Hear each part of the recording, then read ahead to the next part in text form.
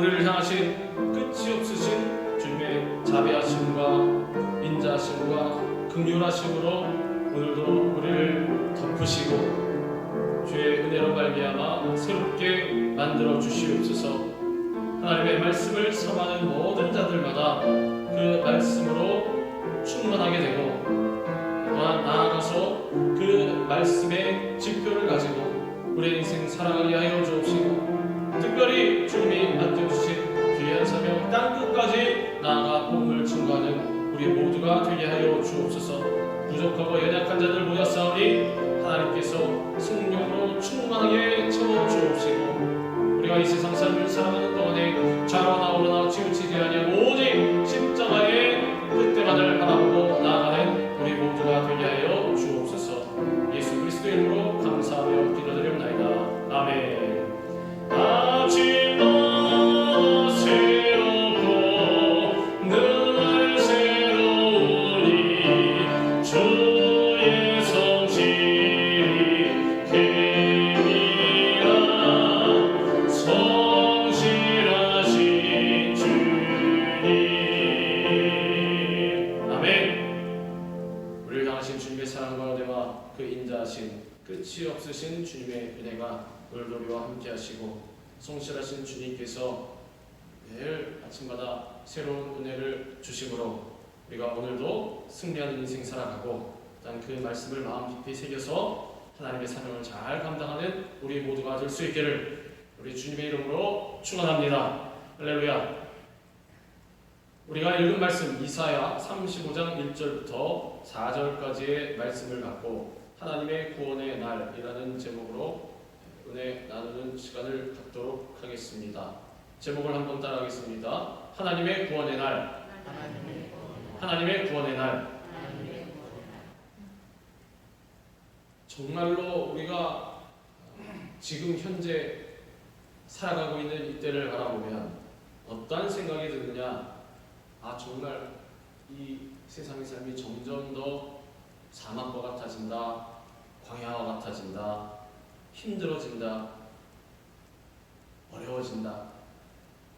물론 글로벌하게 전 세계적으로 추세를 살펴봐도 경기가 침체되고 금리가 오르고 또 생활은 더 팍팍해지는 그러한 현상이 많이 일어나고 있습니다. 우리가 살고 있는 이 미국은 그래도 세계에서 알아주는 그러한 1등 국가이다 보니 그래도 그나마 살아가는 것이 그렇게 많이 팍팍하게 여겨지지 않을 수 있겠지만, 이 미국 외에 아직도 개발이 되고 있고 또 후발 국가들을 보면 어려워서 힘들고 허덕이는 경우가 많이 있습니다. 저기 스리랑카라든지 지금 금융적으로 경제적으로 어려움이 많이 발생한 그런 나라들을 보면 알 수 있지 않습니까? 당장 전쟁이 일어나고 있는 그런 우크라이나나 러시아를 봐도 식료품 가게에 먹을 것이 없다고 합니다. 돈도 없을 뿐더러 있어도 물건을 살 수가 없다는 것입니다. 얼마나 어렵고 힘든지. 심지어는 제가 얼마 전에 어떤 광고 기사를 본 적이 있는데, 아프리카의 어떤 아이들은 먹을 것이 없어서 흙을 주워 먹는 것을 봤습니다. 그래서 너 흙을 먹으면 어떻게 하느냐? 가서 취재한 사람이 물어봤더니 그 아이가 그냥 대답이 단순합니다. 먹을 것이 없어서 먹는다는 것입니다. 배가 고파서 먹는다는 것입니다. 그 아이가 손에 쥘 수 있는 것은 흙밖에 없습니다. 흙을 집어먹고 있는 것입니다. 이와 같이 어려운 사람들은 지구상 곳곳에 너무나 많이 있습니다. 그런데 그래도 유복한 국가에서 살아가고 있는 우리들도 이 시대 이때 이 광야 같은 세상을 살아가다 보면 어려운 일이 안 다가오진 않습니다. 없지 않습니다. 우리가 그래도 살기가 좋은 날에 살고 있으니 아무런 걱정이 없다고요? 그런 말씀하지 마십시오. 저도 알고 있습니다. 왜 우리라고 문제가 없겠습니까? 살다 보면 예기치 않은 그러한 환난과 고통의 바람이 불어와서 어려움을 당하고 곤란을 당하는 경우가 우리도 많이 있습니다. 그리고 나름대로는 그것이 아주 견디기 힘든 그러한 고난과 역경인지라 때로는 거기서 절망하면서 주저앉기도 하는 것입니다. 그러나 우리 그리스도인들은 절대로 그 자리에서 절망하면서 주저앉거나 포기하면 안 된다는 것입니다. 그냥 말아버릴까 하는 생각은 안 됩니다. 끝까지 우리 누구를 바라보고 우리 예수님을 바라보고 고난의 건너편에서 기다리고 계시는 이 하나님의 구원의 날을 바라보고 다시 그 자리에서 일어나야 한다는 것입니다. 역사적으로 보면 기원전 586년 BC 586년에 남유다는 바벨론에 의해서 멸망을 당했습니다. 북이스라엘이 아수르에서 멸망당하고 그리고 이후에 남유다가 바벨론에 의해서 멸망당했습니다. 이스라엘이라는 나라는 완전히 지구상에서 없어져 버린 것입니다. 그리고 어떻게 됐느냐? 70년간의 포로 생활에 들어갔습니다. 이 사람들이 정복을 하고 멸망을 시키고 자 이제 정권이 바뀌었다. 왜 오늘날엔 그러지 않습니까? 전쟁이 일어나면 그 나라 사람들을 다 자기 나라로 이런저런 포로로 잡아간다든지 그러지 않습니다. 정권만 바뀝니다. 정권만 바뀌고 자 우리가 너희들을 해방시키러 왔다 하고선 정권을 바꾸고 또 뭐 그 점령한 나라의 친한 정권, 친정권으로 바꾸지 않습니까? 바꾸고 그 나라 사람들은 그냥 거기서 정착해서 살도록 그대로 놔둡니다. 그래서 오늘날의 전쟁의 개념은 나라와 나라 시민들이 맞붙어 싸우는 것이 아니라 어떻게 됩니까? 정밀하게 군사시설만 타격하는. 근데 과거의 전쟁은 그렇지 않았다는 것입니다. 점령하면 그 나라 백성들을 자기네 땅으로 막 포로로 잡아갑니다. 몇천 명이든 몇만 명이든 우르르 다 잡아가서 그 땅에 남아있는 사람들이 있긴 있겠지만 거의 없게 만듭니다. 황무지를 만드는 것입니다. 그래서 이 남유다도 마찬가지로 포로로 잡혀갔습니다. 바벨론으로. 그리고 그 포로 기간이 어떻게 되느냐? 70년간이었습니다. 그런데 이들에게는 한 가지 소망이 있었습니다. 이사야는 장차 다윗의 자손 중에서 메시아가 태어날 것이고 메시아가 이 땅에 임하실 때 광야와 같이 메마른 이 세상이 소망이 가득한 기쁨의 낙원이 될 것이라고 예언했습니다. 그 뜻은 결국에는 이스라엘은 그 땅으로 자기들의 나라로 고향으로 돌아오게 될 것이라는 그러한 예언이었습니다. 그래서 이들은 결국 70년 후에 고향으로 돌아오고 그리고 하나님의 성전을 다시 세우고 무너졌던 성벽을 재건하고 그리고 어떻게 되었습니까? 400여 년이 더 지난 후에 약속하신 메시아이신 예수 그리스도께서 오신 것입니다. 하나님의 말씀은 이와 같이 반드시 이루어지는 것입니다. 지금 우리 가운데 어떠한 환난과 고통을 당하고 있다면 눈을 들어서 장차 우리에게 나타날 하나님의 구원의 날을 바라봐야 할 것입니다. 이스라엘은 강대국의 침략을 받아서 패망할 당시에 아주 처참한 상황이었습니다. 말씀드린 대로 정밀하게 군사시설만 타격하고 끝나는 것이 아니라 나라 전체가 쑥대밭이 되었습니다.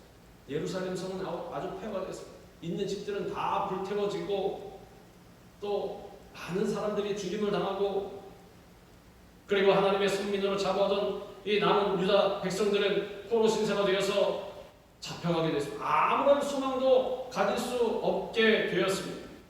그런데 이처럼 절망적인 상황에서 이사야는 희망의 기쁜 소식을 전했습니다. 메시아가 오시면 광야와 사막처럼 메마른 땅 같은 상황에서도 기뻐할 수 있게 된다는 그러한 예언, 그러한 선포였습니다. 광야와 메마른 땅이 기뻐하며 사막이 백합화 같이 피어 즐거워하며 우리가 생각해야 될 것이 있습니다. 뭐냐? 이스라엘 백성들이 어느 날 갑자기 억울한 일을 당한 것이 아닙니다. 바벨론의 남유다가 왜 패망하였습니까? 왜 정복을 당했습니까? 이유가 있지 않습니까? 이스라엘 백성들이 하나님을 떠나고 하나님 말씀 안 듣고 우상 숭배했기 때문에, 회개를 안 했기 때문에, 즉 이스라엘의 죄악 때문에 심판을 받아 멸망을 한 것입니다. 그렇지 않습니까? 사실이. 그런데 하나님께서는 분명히 이스라엘의 죄악 때문에 심판하시는 것임에도 불구하고, 죄의 대가로 심판을 받았으면 그걸로 멸망 끝나야 되는 것입니다. 택함받은 백성들 다른 사람들로 옮기든지, 이스라엘 너희는 아무리 기회를 줘도 이제는 끝이야. 아무리 선지자들을 보내서 경고를 하고 그리고 회개하라고 외치고 아무리 기회를 줬어도 하나님께서 1, 20년 참으신 것이 아닙니다. 수백 년 동안, 그 긴 시간 동안 기회를 주시고 참으셨는데도 불구하고 이스라엘 백성들이 우상 숭배로 돌이키지 않은 것입니다. 그래서 그 대가가 바로 이스라엘의 멸망, 바벨론의 침공, 예루살렘의 멸망, 포로로 잡혀간, 인과 응고, 원인이 있어서 결과가 있는 것. 그럼 거기서 끝났어야 되는데 하나님께서 뭐라고 하십니까? 너희를 내가 회복시켜주겠다. 얼마나 감사한지.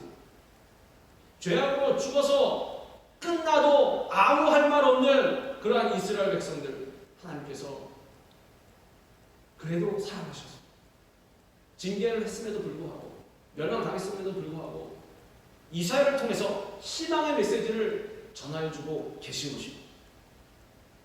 광야와 사막은 메마르고 건조한 땅입니다. 거친 바람만 불고 가시와 엉겅퀴와 불뱀과 전갈의 위험이 도사리는 것입니다. 아무리 둘러봐도 먹을 것은 없고 좋은 땅이라 찾아볼 수도 없고 다 모래땅 아닙니까? 움직이는 것들은 해충이나 아니면 해로운 동물밖에 없습니다. 거기에는 기쁨도 없고 생명도 없습니다. 이 메마른 땅을 영적으로 보면 죄로 말미암아 척박해진 그러한 심령을 말하는 것입니다. 하나님의 은혜를 떠난 심령, 성령이 지배하지 않는 내 마음대로 살아가는 그러한 심령은 바로 이 사막과 같은 메마른 땅과 같은 것입니다. 이러한 심령은 어떻습니까? 만나보면 사랑과 긍휼도 없고 그 심령 가운데 거칠고 사나운 바람만 몰아치고 있습니다. 따스함과 온화함은 찾아볼 수도 없고 마음에 미움과 시기와 다툼과 혈기내는 것만 가득한 것입니다. 행동거질 하나하나를 봐도 거칠고 말 한마디에도 독이 가득한 것입니다. 이처럼 메마른 인생이 있는 곳은 어디나 광야가 됩니다. 심령이 광야 같은 이러한 사람들이 모이면 교회도 예가 없습니다. 교회도 광야가 되어버리는 것입니다. 얼마나 척박하고 야박한지. 그러한데도 있기는 있습니다. 물론 우리 교회는 아니지만 저기는 저 사람들 사이에 들어가기도 무섭고 살아남기도 힘들고 저 사이에서 어떻게 살아가나. 하나님의 영광을 보기 전에 곧 예수님이 이 땅에 오시기 전까지 인간의 심령은 이러한 사막과 같았다는 것입니다. 그곳에는 소망이 없이 절망과 죽음의 그림자만 드리워져 있었습니다. 그런데 예수 그리스도께서 오시면서 모든 것이 달라졌습니다. 누구든지 예수 그리스도를 믿기만 하면 그의 심령에 성령이 부어지고 하나님의 은혜의 담비가 부어져서 사막과 같은 심령이 백합화가 피어나는 옥토로 변화되게 되는 것입니다. 절망과 죽음의 그늘 아래 살아가던 사람들이 소망을 갖게 되고 생명 가운데 행하게 되는 것입니다. 바꿔 말하면 우리도 그러한 심령이 되어 있는지, 우리는 지금 그리스도인들 아닙니까? 우리가 그런 상태에 있는지 계속해서 점검해 봐야 합니다. 그리고 어렵고 힘든 가운데 혹은 때로는 죄악으로 무너졌을 때에도 절대로 실망하거나 낙심하지 말아야 될 것은, 다 포기하지 말아야 될 것은 아까 말씀드린 대로 하나님께서는 죄를 짓고 불의한 이스라엘 백성들임에도 불구하고, 그래서 패망했음에도 불구하고 다시 사랑으로 불러주셨다는 것. 우리는 어떻습니까? 우리도 마찬가지라는 것입니다. 때로는 우리가 실수하고 죄로 인해서 넘어질 때가 있습니다. 그러나 그때 어떻게 해야 되느냐? 소망을 갖고 예수님 앞으로 나와야 하는 것입니다. 예수님을 믿는다는 것은 무엇입니까? 메마른 땅이 백합과 향기를 바라는 낙원으로 회복되려면 우리가 해야 할 것은, 그것은 우리 심령 가운데서 가시와 엉겅퀴를 제하고 불뱀과 전갈을 없애는 것입니다. 우리의 메마른 심령이 은혜 안에 거하려면 우리 안에 있는 가시와 엉겅퀴를 뽑아내고 묵은 땅을 기경하는 깊은 회개가 있어야 하는 것입니다. 우리 마음에 자리 잡고 있는 욕심과 불의와 탐욕을 다 뽑아내고 우리의 마음에 공의를 심고 그리고 우리의 인생 가운데 인애를 거둘 수 있어야 하는 것입니다. 너희가 자기를 위하여 공의를 심고 인애를 거두라. 너희 묵은 땅을 기경하라. 지금이 곧 여호와를 찾을 때니 마침내 여호와께서 오사 공의를 비처럼 너희에게 내리시리라. 심판을 경고한 호세아 선지자도 분명히 이렇게 증거하고 있습니다. 공의를 심고 인내를 거두라. 너희의 마음에 묵은 땅을 기경하라. 지금이 곧 여호와를 찾을 때다. 항상 주님 앞에 나아가서 무릎 꿇고 회개하고 하루하루 우리가 회개할 것이 있습니다. 다 있습니다. 죄를 안 짓고 완벽하게 살아가는 사람이 누가 있습니까? 아무도 없습니다. 그런데 그 자그마한 죄가 우리가 생각할 때는 하찮게 여겨지는 그냥 지나가도 무방할 것 같은 그러한 죄가 정리를 안 하고 넘어가면 계속해서 쌓여서 차곡차곡 쌓여서 처음에는 잘 안 보이지만 나중에는 어떻게 되느냐? 이것을 나중에 어떻게 해야 되는지 물론 회개하면 그때라도 됩니다. 그런데 죄악이 쌓이면 뭐가 안 좋느냐? 죄의식이 없어진다는 것입니다. 회개를 안 합니다. 회개하기가 힘들어집니다. 다 괜찮다고 생각하기 때문에 죄를 지면 질수록 아무 일도 안 일어나기 때문에 괜찮구나. 그나마 이스라엘 백성들처럼 그 땅이 멸망할 정도로 하나님께서 치시면 오히려 회개하고 돌아오는데 아무 일도 안 일어난다. 내 삶이 계속해서 승승장구한다. 외적으로 그러면 회개를 안 한다는 거죠. 그래서 우리의 상황과 상관없이 늘 주님 앞에 기도하고 점검하고 도우심을 간구해야 하는 것입니다. 주님, 오늘 제가 무슨 죄를 어떻게 지었습니까? 주님, 생각나게 하여 주시옵소서. 주님, 회개합니다. 저를 회복시켜 주시옵소서. 우리가 참된 회개를 할 때 하나님께서는 어떻게 하십니까?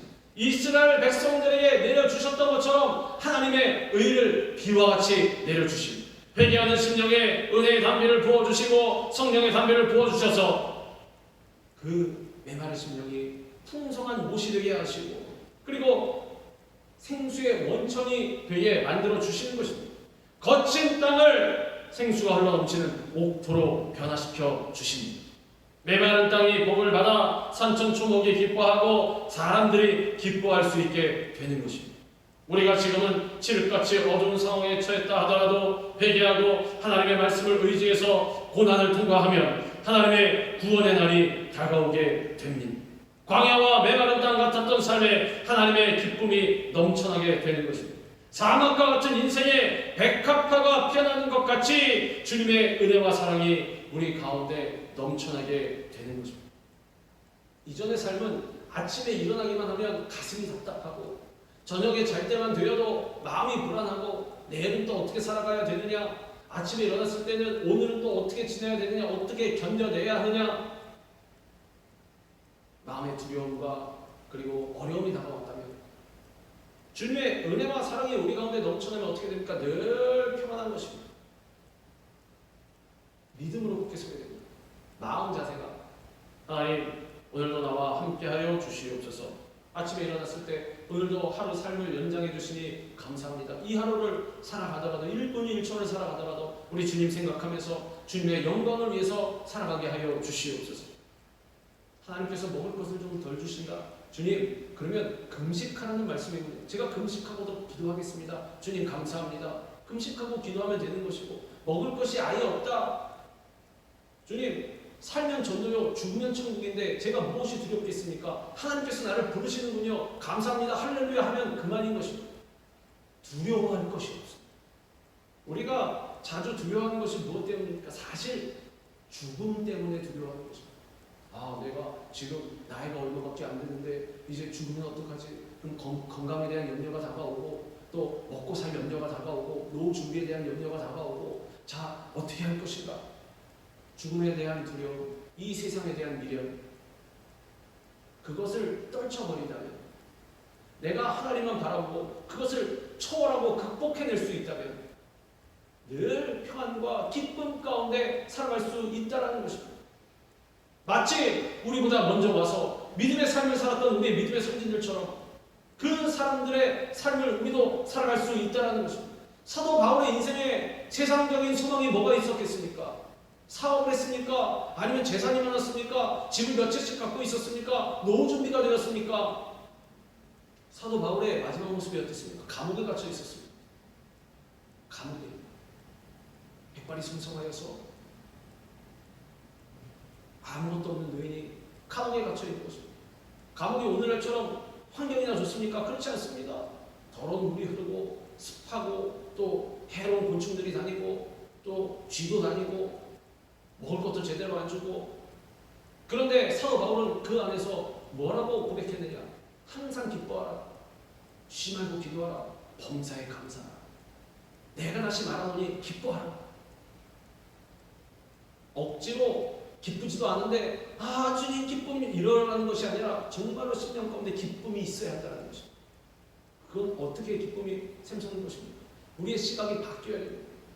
우리의 마인드가 바뀌어야 됩니다. 우리의 가치관이 바뀌어져야 하는 것입니다. 내 중심의 삶에서 하나님 중심의 삶으로 우리의 삶이 들어가야 하는 것입니다. 하나님의 시간, 하나님의 섭리 가운데로 우리가 들어가야 하는 것입니다. 하나님의 시간표 안에 들어가야 하는 것입니다. 그래서 우리가 그 이론으로 쓰임받게 되면 하나님께서 우리의 삶을 인도해 주시기 때문에 살아가는 동안에 주님께서 주시는 만큼 먹으면 되고 그리고 하나님께서 부르시면 가면 되는 것입니다. 그것이 바로 진정으로 복된 삶, 하나님 앞에 기뻐하는 삶이 되는 것입니다. 바울이 고난 당할 때 하나님의 영광을 바라본 것처럼 우리도 현재의 고난을 바라보지 말고 장차 다가올 하나님의 영광의 날을 바라봐야 합니다. 생각하건대 현재의 고난은 장차 우리에게 나타날 영광과 비교할 수 없도다. 이 세상의 삶에서 영광이 나타나든 아니면 주님께서 부르셔서 주님 앞에 가서 하나님께서 주시는 영광의 빛을 바라보든 어느 쪽이든 간에 중요한 것은 주님 제가 어떠한 순간에도 하나님과 함께하기 원합니다. 바로 이 자세인 것입니다. 이처럼 이스라엘은 고난의 역사를 겪으면서도 메시아 왕국의 소망을 가지고 모든 어려움을 인내하며 극복해냈습니다.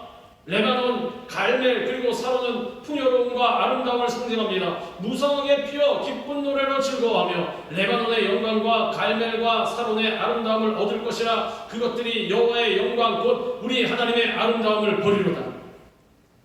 레바논은 향기로운 백향목으로 유명하고 그리고 갈멜은 아주 웅장한 상수리나무로 유명한 곳이고 사론은 꽃들과 비옥한 목초지로 이름난 곳입니다. 이 같은 풍요로움과 축복이 구원의 날에 우리에게 다가오게 된다는 것입니다. 그래서 중요한 것은 현재의 고난만을 바라보지 말고 다가올 하나님의 축복의 날을 바라보라는 것입니다.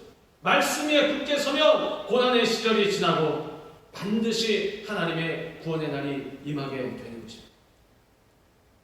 사드락, 메삭, 아벳느고의 고백, 주님 그리 아니하실지라도 저는 다른 곳으로 가지 않겠습니다. 주님 앞에 그냥 계속해서 주님 붙들고 서 있겠습니다. 이러한 고백이 있을 때 그 삶에 분명히 현실 가운데에서도 하나님의 은혜의 날, 구원의 날이 임하게 된다는 것입니다. 모든 어려운 일들이 다 지나가고 하나님께서 그 신원을 회복시켜 주시고 반드시 이 땅 가운데에서도 그 믿음으로 말미암아 모든 사람에게 은혜를 끼칠 수 있는 그러한 자리에 있게 된다는 것입니다. 지금 메마른 땅을 종일 걸어가는 피곤한 삶을 살고 있지는 않습니까? 먹을 물이 없어서 가란 것처럼 마른 심령으로 살고 있지는 않습니까? 모든 것을 비관하고 포기할 수밖에 없는 그러한 삶의 자리에 서 있지는 않습니까? 광야와 메마른 땅, 사막과 같은 절망의 자리, 죽음의 자리에서 우리 주님께 나아오시라. 주님께 당장 엎드려서 눈물로 기도하고 금식하면서 기도하시기 바랍니다. 제발 기도해 보시기 바랍니다. 기도한다고 뭐가 되나? 시간이 없어서 기도 못합니다. 이러지 마시고 가장 귀한 시간을 하나님 앞에 들여서 기도하시기 바랍니다. 우리의 척박한 삶의 자리를 변화시킬 유일한 분, 우리 하나님의 영광의 광채이신 예수 그리스도를 바라보고 나아가시기 바랍니다. 그분의 구원하심과 회복케 하시는 은혜를 간구하시기 바랍니다. 하나님의 구원의 날을 바라보고 백합화처럼 피어날 것을 믿으시기 바랍니다. 하나님의 구원의 손길이 반드시 우리를 회복시키실 것입니다. 우리 걸어가는 땅에 샘이 솟아나고 꽃이 피어날 것입니다. 비옥한 땅에서 우리는 반드시 하나님을 찬양하게 될 것입니다. 유다 백성들은 대적들로 인해 황폐한 광야 같은 상황 속에서 깊은 절망에 빠져 있었습니다. 그들의 손은 아무것도 할 수 없었고 온몸이 떨리고 불안했습니다. 그도 그럴 것이 아까 말씀드린 대로 이들의 그 형제 삶이 어땠습니까? 자신들의 죄로 인해서 패망당한 것입니다. 그러니 어디 가서 하소연할 수도 없고 하나님께 당당히 뭐를 구할 수도 없습니다. 왜? 죄의 대가로 지금 그러한 처분을 받았기 때문에. 그러나 우리 좋으신 하나님, 이들을 끝까지 사랑하신 하나님, 마찬가지로 이 시간에도 우리를 사랑하고 계시는 하나님은 이스라엘 백성들에게 영적인 능력을 주셔서 굳세게 해주시겠다고 말씀하셨습니다. 너희는 약한 손을 강하게 하며 떨리는 무릎을 굳게 하며 겁내는 자들에게 이르기를 굳세어라, 두려워하지 말라. 보라, 너희 하나님이 오사 보복하시며 갚아주실 것이라. 하나님이 오사 너희를 구하시리라 하라. 바벨론은 하나님의 도구로 쓰임받았습니다. 이스라엘 백성들을 심판하는. 그럼 바벨론이 무슨 잘못입니까? 그런데 하나님께서는 너희의 대적들을 바벨론에게 보복하시며 갚아주실 것이라. 이게 무슨 말도 안 되는 아이러니한. 굳이 편을 따지자면 이스라엘은 적군이요, 바벨론 하나님 편입니다. 하나님께 사용하셨기 때문에. 그런데 하나님께서 뭐라고 말씀하십니까? 그냥 바벨론은 징계의 채찍일 뿐이다. 너희가 징계를 당했음에도, 잘못해서 징계를 받았음에도 불구하고 너희를 해롭게 한 이 바벨론을 내가 심판하리라. 하나님의 백성은 그런 것입니다. 우리도 마찬가지입니다. 아무리 죄짓고 불의하고 추악하여도 하나님께서는 끝까지 우리를 포기하지 아니하시고 붙들고 계시다는 것입니다. 징계의 채찍을 들어서 치실지라도 반드시 그 인생을 회복시켜 주신다는 것입니다. 우리는 절망에 처한 자들에게 이와 같이 희망을 전하는 자들이 되어야 할 것입니다. 약한 손과 떨리는 무릎은 삶의 목적을 상실하고 더 이상 살아갈 힘을 잃어버린 그러한 사람들입니다. 아무런 회복의 소망 없이 절망의 상태에서 힘없이 살아가는 그러한 사람들. 약한 손은 무기력한 사람, 혹은 어려울 때 아무런 대책도 마련할 수 없는 그러한 무력한 사람을 의미하는 것입니다. 그렇지 않습니까? 손에 힘이 들어가야지 맥 풀린 힘이 없는 그러한 손으로는 아무 일도 하지 못합니다. 그런데 하나님은 이렇게 맥 풀린 약한 손을 강하게 회복시켜 주시겠다고 말씀하셨습니다. 지금 이 시간 살아가는 우리의 손은 어떻습니까? 혹이나 아무 일도 못하고 맥이 풀려 있진 않습니까? 영적으로 눌려서 모든 것이 끝장난 것 같고 더 이상 버텨나갈 힘이 없어서 그대로 쓰러져 있지는 않은지, 원망과 한숨으로 하루하루를 보내고 있지는 않은지. 그러나 그럴 때일수록 우리는 주님 앞에 우리의 손을 내어 밀어야 합니다. 주님, 나의 손을 붙잡아 주시옵소서. 왜냐하면 우리 주님께서는 우리를 떠나신 적이 없습니다. 죄임에도 불구하고 계속해서 우리 옆에서 우리를 지키시고 우리가 손을 내밀기를 기다리고 계신 것입니다. 기도의 손을 내어 밀고, 그리고 주의를 감당하는 봉사의 손을 내어 밀어야 합니다. 그리고 우리가 자비와 긍휼을 가지고 용서할 수 있는 그러한 손을 내밀고, 화해의 손을 내밀고, 그리고 사랑의 손을 내어 밀면 주님께서는 우리의 손을 붙잡으시고 없는 것을 있게 만들어 주시고, 그리고 있는 것도 더 좋게 새롭게 만들어 주시는 것입니다. 더 나아가서 우리는 약한 손을 강하게 하여서 절망에 처한 자들에게 희망을 전하는 자들이 되어야 합니다. 우리를 향해 와서 도와달라고 손짓하고 있는 수많은 사람들을 생각하고 보시기 바랍니다. 우리 주위에 생각한 많은 문제들도 있고 또 굶주림 가운데 고통당하고 있는 그러한 이웃들도 있습니다. 우리의 가까운 데 있을 수도 있고 아까 말씀드린 대로 먼 곳에 떨어져 있는 그러한 사람들도 많이 있습니다. 버림받은 아이들도 있고 무엇보다도 영적으로 눌려있는 연약한 자들도 있습니다. 우리는 그러한 사람들을 붙들어 일으킬 수 있는 그러한 사명을 감당해야 할 것입니다. 떨리는 무릎을 굳게 하라는 것은 두려움에 사로잡혀 있는 사람을 강하게 해주라는 의미입니다. 주님, 제 코가 석자인데 제가 지금 누구 무릎을 강하게 할 수가 있겠습니까? 할 수 있습니다. 우리는 연약해 보여도 절대로 연약하지 않습니다. 우리는 넘어져 쓰러질 것 같아도 절대로 그렇지 않습니다. 우리 하나님께서 우리를 강하게 붙들고 계시기 때문에, 그리고 어려울 때일수록, 없을 때일수록 더 주의 사명을 감당하며 너희가 받은 그 사랑을 이웃에게 똑같이 증거하라. 내 몸같이 사랑하라. 그것을 우리가 실천하면 하나님께서 그 가운데에서 우리도 더 강건하게 만드시고 채우시는 역사가 일어나게 된다는 것입니다. 무릎이 떨리면 서지도 못하고 걷지도 못하고 달리지도 못합니다. 하나님께서는 우리의 떨리는 무릎을 회복시켜 주십니다. 우리가 하나님 앞에 기도의 무릎을 꿇을 때 하나님께서 우리의 연약한 무릎을 일으켜 세워 주십니다. 영적인 회복은 오직 무릎으로만 가능합니다. 천하게 무릎 꿇고 기도하는, 간절히 기도하는 그 심령을 통해서 회복되는 것입니다. 기도의 무릎을 꿇을 때 심령이 회복되고, 그리고 우리의 가정이 회복되고 교회가 회복되는 것입니다. 또한 우리는 무릎을 꿇고 기도함으로 말미암아 삶의 목적을 상실하고 살아갈 힘을 잃은 자들을 격려할 수 있어야 할 것입니다. 우리가 중보 기도가 있지 않습니까? 열심히 기도하고 섬김으로 절망에 처한 사람들을 일으켜 세우고 그들에게 꿈과 소망을 불어넣는 우리가 되어야 할 것입니다. 열심히 중보하면 어떻게 됩니까? 성령께서 그 마음 가운데 기쁨과 그리고 감동을 허락하여 주셔서 섬김의 손길을 내어밀 수 있도록 우리를 인도해 주시는 것입니다.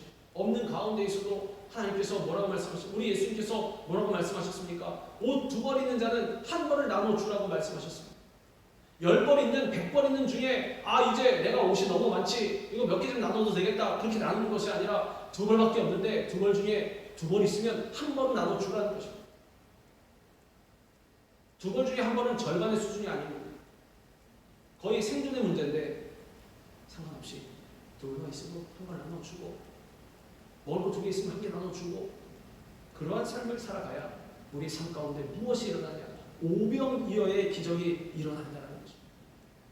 2만 명을 먹이는데 200데나리온의 그러한 돈이 필요 없습니다. 예수님께서 말씀하시면, 예수님께서 복을 주시면, 예수님께서 축복하시면 어떻게 됩니까? 보리떡 5개 물고기 2마리로 수만 명이 먹고도 남은 그러한 조각이 12바구니나 되는 것입니다. 우리 그리스도인들이 해야 할 일은 받은 바 은혜를 절망에 처한 자들에게 나눠주는 것입니다. 그러므로 사랑의 실천자가 되어서 세상을 변화시키는 사랑의 주역들이 되어야 할 것입니다. 이사야 선지자는 유다 백성들 스스로가 약한 손을 강하게 그리고 떨리는 무릎을 굳게 할 뿐만 아니라 겁에 질린 자들에게 힘과 용기를 주라고 전하고 있습니다. 그 이유는 그들의 하나님이 오셔서 대적들에게 보복하시고 그들을 구해주실 것이기 때문입니다. 하나님께서는 궁극적으로 우리에게 승리를 주십니다. 모든 원수를 멸하시고 우리를 모든 대적 가운데에서 건져주시는 것입니다. 이스라엘의 하나님, 조상 때부터 믿어오던 하나님, 홍해를 가르시고 애굽 군대를 다 그 안에 수장시키시고 여리고성을 무너뜨리시고 가나안 땅을 기업으로 주신 바로 그 하나님께서 오셔서 우리에게 구원을 베풀어 주시는 것입니다. 하나님은 원수를 심판하시기 위해서도 오시지만 궁극적으로는 당신의 백성들을 구원하기 위해서 오시는 것입니다. 예수님께서 십자가에서 달려서 죽으신 지 3일째 되던 날에 예수님의 부활 소식을 듣긴 했지만 믿지 못했던 절망과 그리고 실망 가운데 처해있던 두 제자가 엠마오로 가고 있을 때 그들 곁에서 함께 걷고 있는 누군가가 있었습니다. 그분은 바로 그들의 마음속에 뜨거운 감동을 불러일으키신 부활하신 예수님이셨습니다.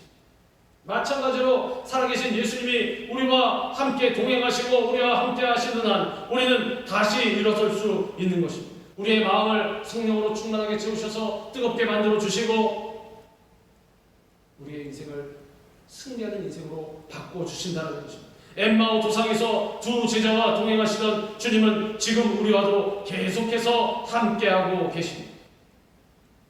눈에 보이는 것이 없고 귀에 들리는 것이 없고 손에 잡히는 것이 없어도 우리와 함께 하시는 예수님을 바라보시기 바랍니다. 이스라엘은 아수르, 바벨론 등 주변 강대국에 의해서 끊임없이 침략을 당했습니다. 이런 상황 속에 있는 이스라엘을 구원해 주신 분이 바로 하나님이십니다. 이들을 이용해서 징계하신 분도 하나님이시지만 구원해 주신 분도 하나님이십니다. 하나님께서는 아브라함과의 약속을 기억하시고 그 후손인 이스라엘 백성을 430년 동안의 애굽의 노예 생활에서 자유하게 만들어 주셨습니다. 그리고 70년간의 바벨론 포로 생활에서도 구원해 주셨습니다. 연약한 이스라엘이 강대국 틈에서 살아남을 수 있었던 비결은 하나님께서 이스라엘을 구원해 주셨기 때문에 이스라엘을 대신하여서 싸워 주셨기 때문입니다. 하나님은 반드시 약속을 지키시는 신실하신 분이시고 원수의 목전에서 상을 차려주시는 그러한 분이십니다. 주님만이 우리의 보호자시요 구원자가 되십니다. 오늘날 하나님께서는 우리에게 지금 일어서라고 말씀하십니다. 그러므로 우리는 주저앉아 있지 말고 절망의 자리에서 일어나야 합니다. 아무리 죄가 많더라도 즉시 주님 앞에 무릎 꿇어 회개하고 절대로 소망과 꿈과 희망을 잃지 마시기 바랍니다. 포기하지 마시기 바랍니다. 반드시 예수 그리스도 이름으로 말미암아 우리는 잘 될 수밖에 없는 것입니다. 세상이 사막과 같아도 그 속에서 다시 생명을 시작하시는 하나님의 역사를 믿고 우리에게 임하시는 하나님의 구원의 날을 믿음으로 바라보고 오늘도 담대히 일어서는 우리 모두가 되기를 주님의 이름으로 축원합니다. 기도하겠습니다. 하나님 감사합니다. 하나님의 영광의 날, 구원의 날을 바라보고 우리가 실망하거나 낙심하지 아니하고 다시 한번 일어서는 우리 모두가 되게 하여 주옵소서. 때로는 우리가 죄로 인해서 이스라엘 백성들 같이 징계를 받아 어려운 순간이 다가왔다 할지라도 우리가 포기하지 아니하고 주님 앞에 그럴 때일수록 더 엎드려 눈물로 금식하고 기도할 때에 이스라엘 백성들 애굽 땅에서 인도해 내시고 포로 생활에서 구원하신 같이 절망과 낙심 가운데 있었던 우리가 주님의 구원의 날을 맞이하여서 그 인생이 잘되고 영원히 잘되고 범사가 잘되고 강건하며 생명을 얻되 넘치게 하는 주의 백성들이 다 되게 하여 주시옵소서. 예수 그리스도의 이름으로 감사하며 기도드리옵나이다.